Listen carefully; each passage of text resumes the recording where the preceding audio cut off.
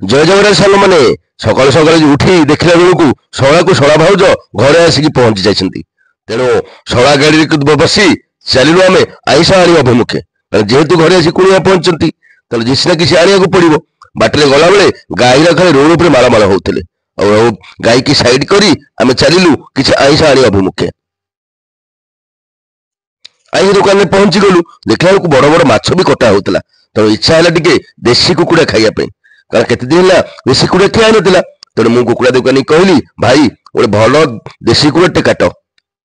ତେଣୁ ଦୋକାନୀ ଗୋଟେ କୁକୁଡ଼ା ଆଣିଲା, କହିଲା ଏଟା ଛୋଟିଆଟେ ହବ। ଆଉ ଗୋଟେ ବଡ କୁକୁଡ଼ା ଆଣି ଓଜନ କଲା।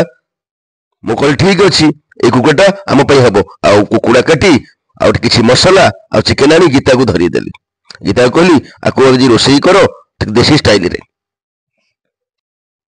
ଗୀତା ଚିକେନକୁ ଧରି ଚାଲିଲା ରୋଷେଇ ଘରକୁ। ଯେହେତୁ ସକାଳ ହେଇଥିଲା ଆମେ କିଛି ଜଳଖିଆ ଖାଇନଥିଲୁ, ମୁଁ ଗୀତାକୁ କହିଲି କିଛି ଜଳଖିଆ। ଆଉ ଏପଟେ ଖଟରେ ଶଳା ଭାଉଜ ଶୋଇଛନ୍ତି, ଶଳା ଆମର ମୋବାଇଲ ଦେଖୁଛନ୍ତି। ଆଉ ଗୀତାକୁ କହିଲି କିଛି ଟିକେ ପକୁଡି ଟିକେ ବନାଅ।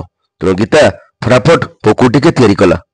ଆଉ ମୁଁ ଆଉ ଶଳା ଦିଜଣକୁ ବସିକି ପକୁଡି, ତରକାରୀ ଆଉ ପିଠା ସାଥି ହେଇକି ଖାଇଲୁ। ଆଉ କେବେ ଡରିବୁନି, ଭାଇନା ଯଦି କଣ କୁହନ୍ତି ତୁ ମତେ ରାତି ଅଧର ଫୋନ କଲେ ମୁଁ 2 ଦିନ ପରେ ଆସିକି ତୋ ପାଖରେ ପହଞ୍ଚିବି ହେଲା। ଆଉ ଏପଟେ ଗୀତା ଶଳାର ପୁଅକୁ ଧରିକି ଟିକେ ଗେଲ କରୁଥାଏ। ମୁଁ ଟିକେ ମଧ୍ୟ ତା ସହିତ ଲାଗିଲି। ଆଉ ସିଏ ମତେ ଟା ଟା କଲା, ମତେ ବହୁତ ବି ବଢିଆ ଲାଗିଲା। ଆଉ ତାପରେ ସମସ୍ତେ ବସିକି କିଛି ଫଟୋ ଉଠେଇଲୁ। ତାପରେ ଆରମ୍ଭ ହେଲା ରୋଷେଇ କାର୍ଯ୍ୟକ୍ରମ। ତେଣୁ ଗୀତା ସବୁ କଟାକଟି କଲା, ପିଆଜ କାଟିଲା, ଅଦାକୁ ଛେଚିଲା, କହିଲା ଆଜି ଦେଶୀ ଷ୍ଟାଇଲରେ କରିବା, ଗ୍ରାଇଣ୍ଡିଙ୍ଗ କରିବାନି। ଆଉ ଚିକେନକୁ ଧୋଇଲା। ସେ ସବୁ କହିଲା ମୁଁ ଆଜି ରୋଷେଇ କରିବିନି, ଆଜି ରୋଷେଇ କରିବ ତମେ। ତେଣୁ ମୁଁ ଲାଗିଲି ରୋଷେଇରେ। ତେଲ ଗରମ କଲି, ସେଥିରେ ଟିକେ ଗୋଟା ମସଲା ପକେଇ, ଲଙ୍କା ଟିକେ ପକେଇ, ପିଆଜ ଟିକେ ପକେଇ ଘାଣ୍ଟିଲି।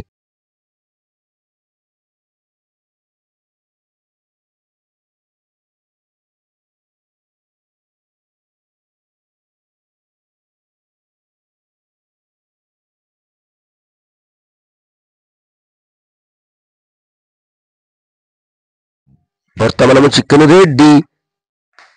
ଯଦି ମୋ ଚ୍ୟାନେଲଟା ଆପଣଙ୍କୁ ଭଲ ଲାଗିଥିବ ତାହେଲେ ସବସ୍କ୍ରାଇବ କରନ୍ତୁ, ଲାଇକ୍ କରନ୍ତୁ ଆଉ ସେୟାର କରନ୍ତୁ। ରହିଲି, ଜୟ ଜଗନ୍ନାଥ।